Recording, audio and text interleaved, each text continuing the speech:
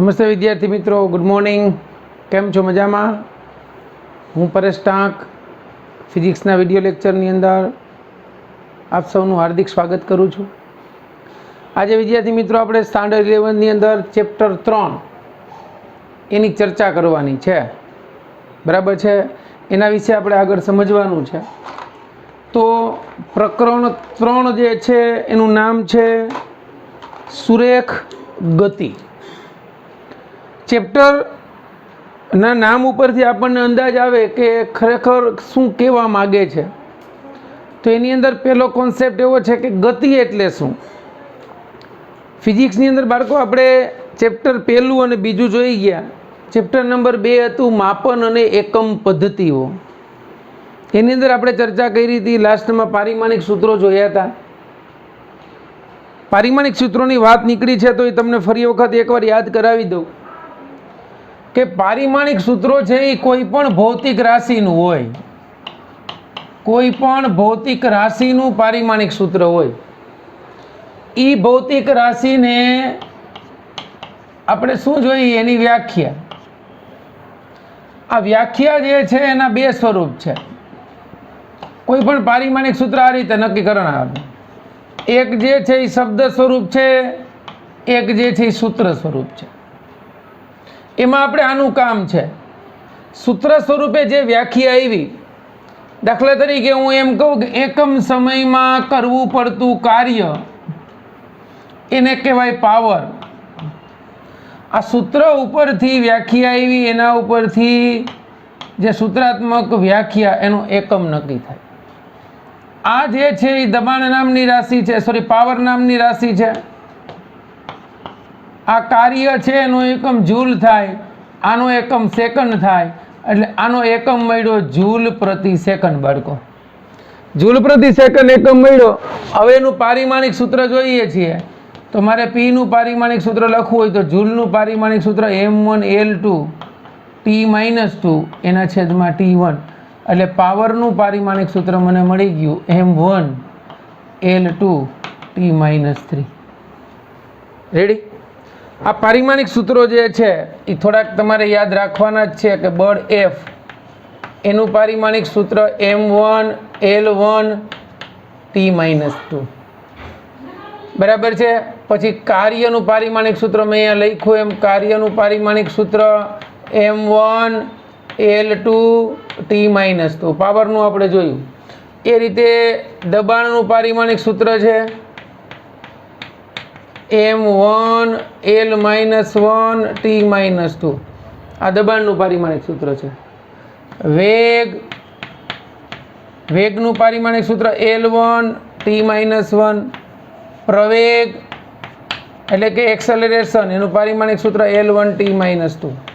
હવે આ પારિમાણિક સૂત્રને MLT ના સ્વરૂપમાં દર્શાવીએ છીએ આપણે. MLT હજી અહીં લખી શકો થર્મોડાયનેમિક તાપમાન K, જ્યોતિની તીવ્રતા અને દ્રવ્યનો જથ્થો એ પણ આપણે દર્શાવી શકીએ. તો બાળકો, આ પારિમાણિક સૂત્રો જે છે એ ફરી પાછા એકવાર રિવાઇન્ડ કરી લેજો, કારણ કે એ તમારો બેઝ છે. બરાબર? 11th-12thમાં બંને વર્ષ તમને કામ આવશે. ચાલો, તો આ વચ્ચે વાત નીકળી એટલે મેં તમને પારિમાણિક સૂત્રોનું થોડું કહી દીધું.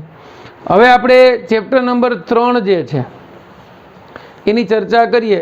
એનું નામ છે સુરેખ ગતિ. તો પ્રશ્ન બાળકો આપણને એ થાય કે ગતિ એટલે શું? કોઈ પણ વ્યક્તિ જે છે શરૂઆત કરે એટલે પહેલો પ્રશ્ન એ જ એને થવો જોઈએ, ગતિ એટલે શું? What is motion? સુરેખ પથ પર ગતિ. મોશન એટલે ગતિ.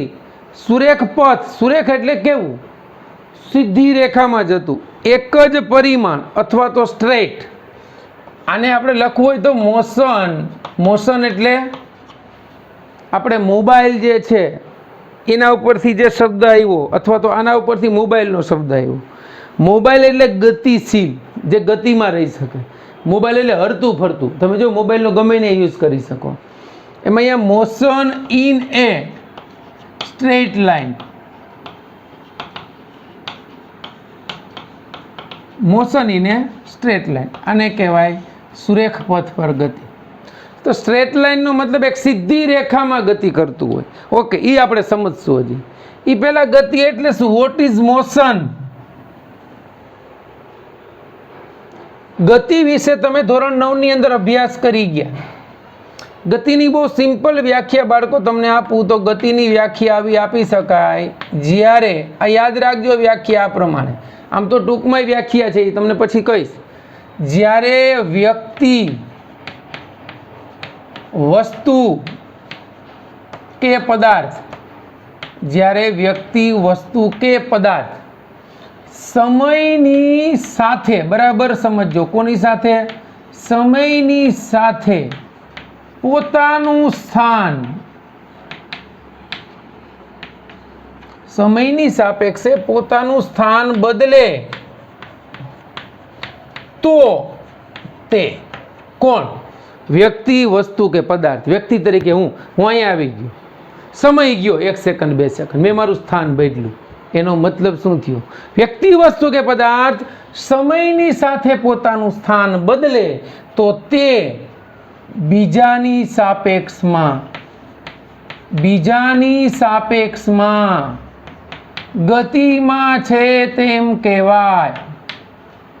બસ, આ વાત પૂરી થઈ. હવે આ ગતિમાં છે એ મને ખબર કેમ પડી? હાલો, હું આમ રસ્તા ઉપર ઊભો છું અને પેલી કાર ગતિ કરી, મને ખબર કેમ પડી? તો કે હું સ્થિર છું માટે મને ગતિમાં લઈ ગઈ, એનો મતલબ એવો થયો. તો એના ઉપરથી સરસ મજાની એક લાઈન આપણે લખી શકીએ કે સાપેક્ષતા વગર ગતિ શક્ય નથી. વિચારો બધું તમે. જો હું એમ કહું કે આના કરતાં આ ભાઈની સાયકલની સ્પીડ વધારે છે ચલાવવાની, આ ભાઈની કારની સ્પીડ આ પેલા ભાઈ કરતાં વધારે છે, તો એ સાપેક્ષતા થયું. તો આના ઉપરથી કહી શકીએ કે ગતિ એ સાપેક્ષ ખ્યાલ છે. ગતિ એ કેવો ખ્યાલ છે? ગતિ એ સાપેક્ષ ખ્યાલ છે. સાપેક્ષતા વગર ગતિ પોસિબલ જ નથી. હું અહીંયા પહોંચ્યો, મને કેમ ખબર પડી? મેં કંઈક સરખામણી કરી. જો તો મતલબ સૌથી અગત્યની ભૌતિક રાશિ હોય તો એ સમય છે. સમયને બધી સાંકળવો પડશે આખા ચેપ્ટરની અંદર. તો આ ચેપ્ટર જે છે એનું નામ છે સુરેખ ગતિ. નેક્સ્ટ ચેપ્ટર જે આપણે સમજવાના છીએ એ ચેપ્ટર નંબર 4 છે. એ ચેપ્ટર નંબર 4માં સમતલમાં ગતિ છે.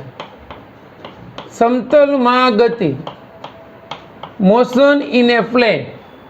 આ સ્ટ્રેટ લાઇન છે. આ 4th ચેપ્ટર જે છે મોશન ઇન એ પ્લેન છે.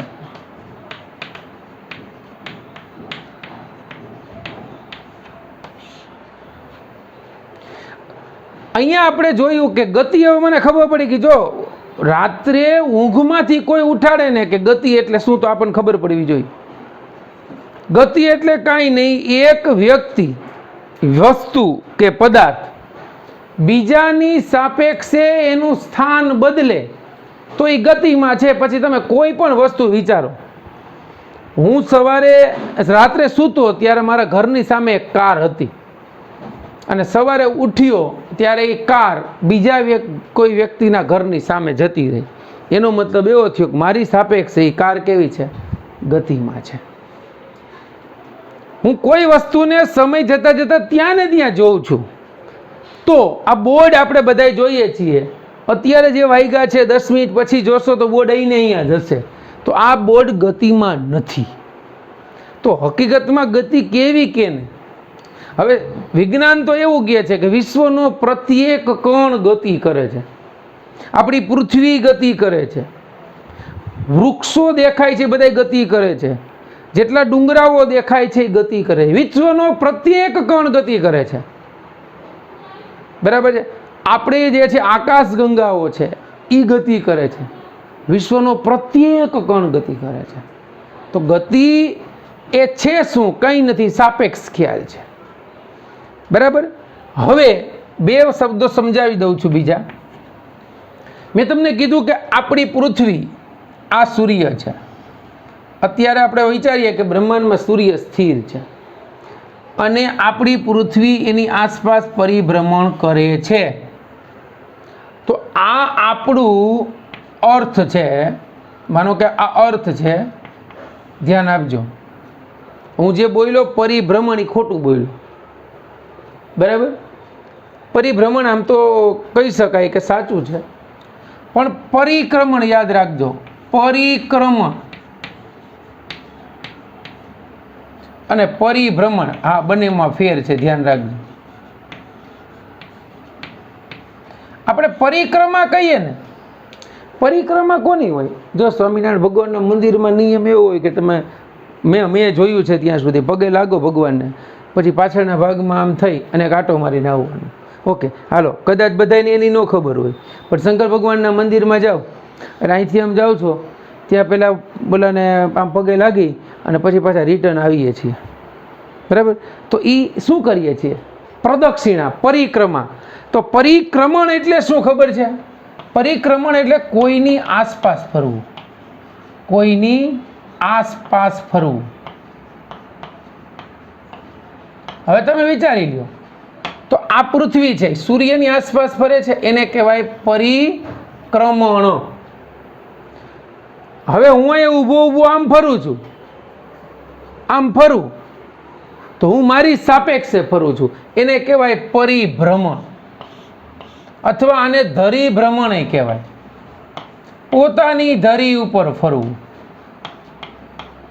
દાખલા તરીકે ભમરડો, ભમરડો ફરે ને, ફેરવો કે નહીં કોઈ? આ ભમરડો જે ફરે છે, કુંભારનો ચાક ફરે છે, બરાબર સમજજો. આપણો સીલિંગ ફેન, પંખો ફરે છે, આ બધા પરિભ્રમણના ઉદાહરણો, પોતાની ધરી ઉપર ફરે છે. એમ આપણી પૃથ્વી જે છે એ બંને પ્રકારના ભ્રમણ ધરાવે. પોતાની ધરી પર ફરે છે અને બીજું સૂર્યની આસપાસ પણ ફરે છે. તો સૂર્યની આસપાસ ફરે છે એને કહેવાય પરિક્રમણ. હવે એ સમયગાળો આપણને ખબર છે. પૃથ્વી પોતાની ધરી ઉપર એક પરિક્રમણ કે એક પરિભ્રમણ, સોરી, ધરી ઉપરનું એક પરિભ્રમણ કેટલી વારમાં કરે છે? 24 અવરમાં. જ્યારે એનું પરિક્રમણ સૂર્યની આસપાસ કેટલા સમયમાં પૂરું થાય છે? આપણે બીજા ચેપ્ટરમાં આવ્યું તો 365.25 દિવસ.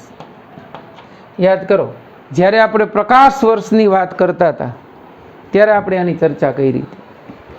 આ બધું બાળકો આજે ને બેઝિક કોન્સેપ્ટ છે, આ મગજમાં આપણને બેસવો જોઈએ અને સમજાવવું જોઈએ, બરાબર. ઘણી વખત આપણને એવું થાય કે આપણે જોઈ ગયા હોય પણ પછી આપણને ખબર પડતી નથી, બરાબર.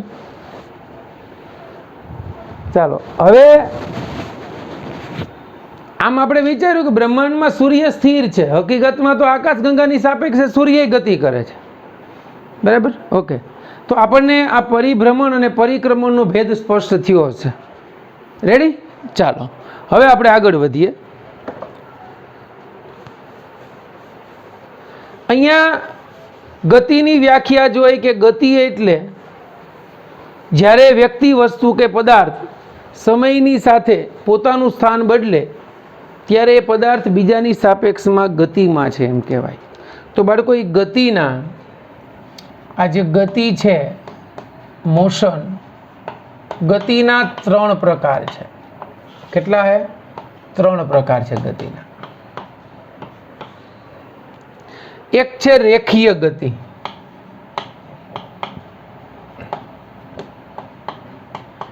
બીજી છે ચાક ગતિ, ત્રીજી છે કંપન ગતિ. અહીંયા રેખીય ગતિને આને સુરેખ ગતિ કહેવાય. આપણે ત્રીજા ચેપ્ટરમાં સુરેખ ગતિ પૂરતું જ ભણીશું, બરાબર છે. આ ચાક ગતિ એટલે પોતાની ધરીની આસપાસની ગતિ. આ કંપન ગતિનું બીજું નામ છે દોલિત ગતિ. આને લિનિયર મોશન કહેવાય, L. આને રોટેશનલ મોશન કહેવાય, R. અને આને વાઇબ્રેશન મોશન કહેવાય. વી અથવા તો ઓસિલેશન એટલે દોલન કહેવાય. આ આપણે ચેપ્ટર નંબર 7માં સમજવાના છીએ. આ જે છે એ ચેપ્ટર નંબર 14માં સમજવાના છીએ. આ જે છે એ આપણે ચેપ્ટર નંબર 3માં સમજીશું. બરાબર બાળકો? તો આ રેખીય ગતિની વાત કરવાની છે આપણે. પરિભ્રમણ પરિક્રમણનો મિનિંગ એ આપણે જોયો. હવે આપણે જોવાનું છે કે ગતિ કરે છે કોણ. ચાલો આપણે વાત તો કરીએ ને કે આ પદાર્થને વ્યક્તિ વસ્તુને પણ ગતિ કરે છે કોણ.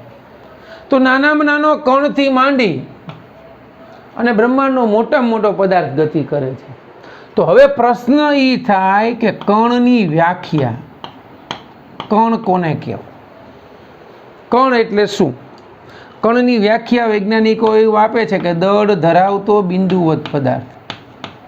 દળ ધરાવતો બિંદુવત પદાર્થ કે જેને દળ છે અથવા દ્રવ્યમાન ધરાવતો બિંદુવત પદાર્થ એને કણ કહેવાય. આ કણને કોઈ પરિમાણ નથી. કણને કોઈ પરિમાણ નથી. પરિમાણ એટલે શું? બરાબર, આપણે જે સમજવાના, આપણે જે ભણશું એમાં 3 પરિમાણ આવશે.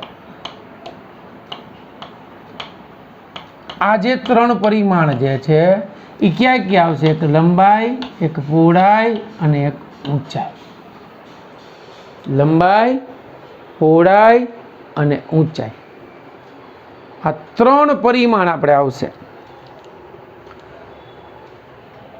અહીંયા આ કણને કોઈ પરિમાણ નથી. દળ ધરાવતા બિંદુવત પદાર્થને કણ કહેવાય એવી વ્યાખ્યા કણની આપી છે. તો ખરેખર વ્યવહારમાં કણ તરીકે કોને લઈ શકાય? અથવા તો કોઈ પણ પદાર્થની ગતિ કરતા હોય કોને લઈ શકાય? તો આપણે કોઈ પણ પદાર્થની ગતિ કરતા હોય તો એ પદાર્થને કણ તરીકે ક્યારે લેવો?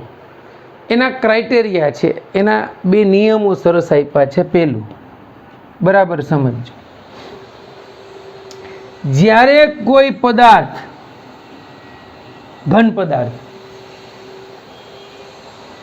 ના બધા જ કણો સુરેખ પથ પર, કોઈ એક ઘન પદાર્થના બધા જ કણો સુરેખ પથ પર સરખા સમયગાળામાં સરખું અંતર કાપે.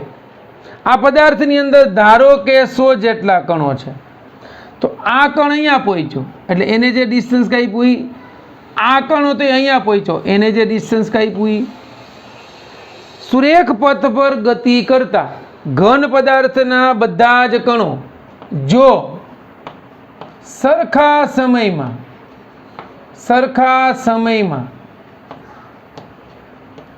સરખું અંતર કાપે, સરખા સમયમાં સરખું અંતર કાપે, તો કોઈ એક કણને પ્રતિનિધિ તરીકે લઈ, કોઈ એક કણને પ્રતિનિધિ તરીકે લઈને સમગ્ર પદાર્થની ગતિ અંગેનો ખ્યાલ મેળવી શકાય છે. અહીંયા આપણને શું કહેવા માંગે છે? જો જ્યારે કોઈ ઘન પદાર્થ સુરેખ પથ પર ગતિ કરતો હોય, એના બધા જ કણો સરખા સમયમાં સરખું અંતર કાપતા હોય, તો દાખલા તરીકે એક આપણે ઉદાહરણ લઈએ છીએ. આપણે બરાબર સમજો, એક આ બસ છે. આ બસની અંદર આપણે 60 સ્ટુડન્ટ પ્રવાસમાં જાય છે. એટલે ઓબ્વિયસલી બરાબર સમજો, સુરેખ પથ પર આપણે બસને દ્રઢ પદાર્થ ગણી લ્યો, સુરેખ પથ પર ગતિ કરે છે એવું ગણી લ્યો. સુરેખપથ પર ગતિ કરતા બધા જ કણો સરખા સમયમાં સરખું અંતરે કાપે છે, તો કોઈ એક કણને પ્રતિનિધિ તરીકે લઈ, એટલે આ બસની અંદર એક ટીચર હશે જે આ છોકરાઓનું પ્રતિનિધિત્વ કરતા હશે, અથવા તો બસનો ડ્રાઈવર હશે જો બસમાં બેઠો હોય તો બાળકોની સાથે.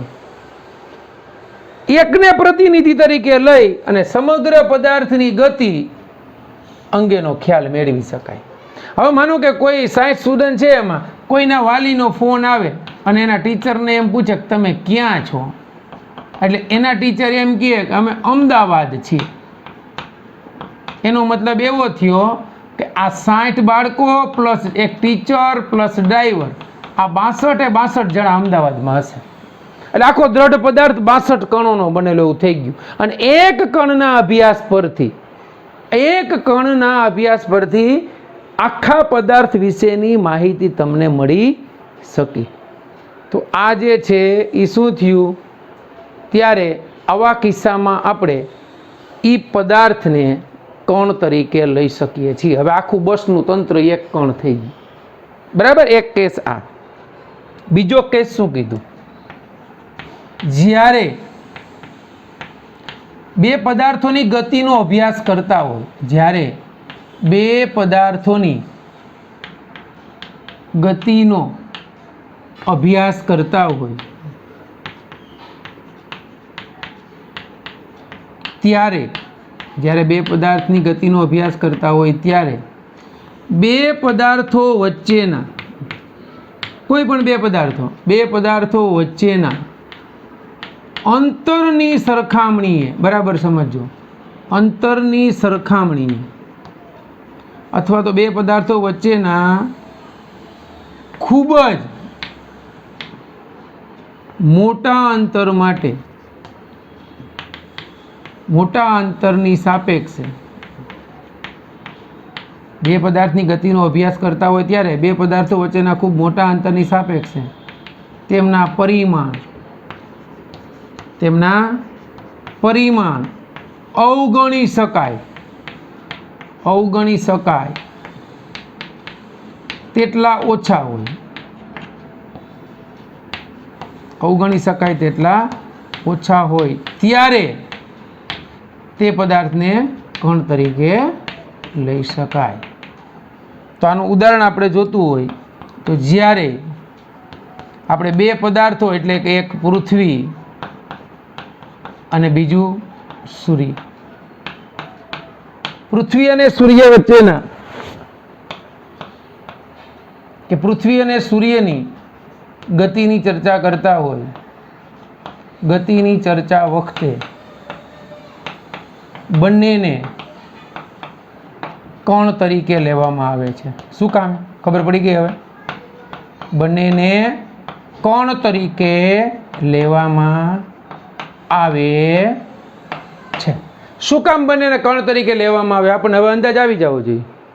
એને ભાઈ કણ તરીકે શું કામ લીધા, તો કે સૂર્યનો વ્યાસ, પૃથ્વીનો વ્યાસ, સૂર્યનો વ્યાસ તો 5 લાખ કિલોમીટર છે, બરાબર. આપણે પૃથ્વીનો વ્યાસ એ 12,800 મીટર છે. તો એના પરિમાણની સરખામણી એ બે વચ્ચેનું અંતર બીજા ચેપ્ટરમાં આપણે જોઈ ગયા છીએ. પૃથ્વી અને સૂર્ય વચ્ચેનું સરેરાશ અંતર 1.496 એને ગુણ્યા 10⁻11 મીટર છે. એની સરખામણી શું થાય, 12-13,000 કિલોમીટર. એટલે એ બે પદાર્થોની ચર્ચા કરતા હોય ત્યારે ખૂબ જ બે પદાર્થો વચ્ચેનું અંતર મોટું હોય ત્યારે એના પરિમાણ જો નાના હોય તો તે પદાર્થને કણ તરીકે લઈ શકીએ. હવે વિચાર કરો, આપણે તો આમે વિચારતા હતા કે આ બસમાં કોને કણ લેવો, આ તો આખી પૃથ્વીને કણ તરીકે લઈ લીધી. તો ક્યારે લઈ શકાય, તો કે જે બે પદાર્થોનો આપણે અભ્યાસ કરતા હોય એના પરિમાણની સરખામણીએ, બરાબર, એનું અંતર ખૂબ મોટું હોય ત્યારે પદાર્થોને કણ તરીકે લઈ શકીએ છીએ. ક્લિયર? ચાલો એટલું નોટ ડાઉન કરી લ્યો, પછી આપણે આગળ વધીએ. ચાલો બાળકો, હવે આપણે ગતિ વિશે થોડોક કોન્સેપ્ટ ક્લિયર થયો. કણ કેને લેવો એની બે કન્ડિશન જોઈ. હવે આપણે જોવાનું છે, આપણે જે અભ્યાસ કરવાનો છે 11માની અંદર, એ મોસ્ટ પ્રોબેબલી યંત્રશાસ્ત્રના ચેપ્ટર આવશે. યંત્રશાસ્ત્ર એટલે મિકેનિક્સ. મિકેનિક્સ એટલે શું? બરાબર. તો સાદા અર્થમાં સમજીએ તો જેમાં મિકેનિઝમ હોય એને મિકેનિક્સ કહેવાય. બરાબર. એ મિકેનિક્સ જે છે એ બે વસ્તુના જોડાણથી બનેલું છે. બરાબર છે. એ આપણે હમણાં સમજીએ. તો મિકેનિક્સ સમજતા પહેલાં આપણે બે વસ્તુની વ્યાખ્યા ક્લિયર કરીએ. એક છે કાઇનેમેટિક્સ. કાઇનેમેટિક્સ અને બીજું છે ડાયનેમિક્સ.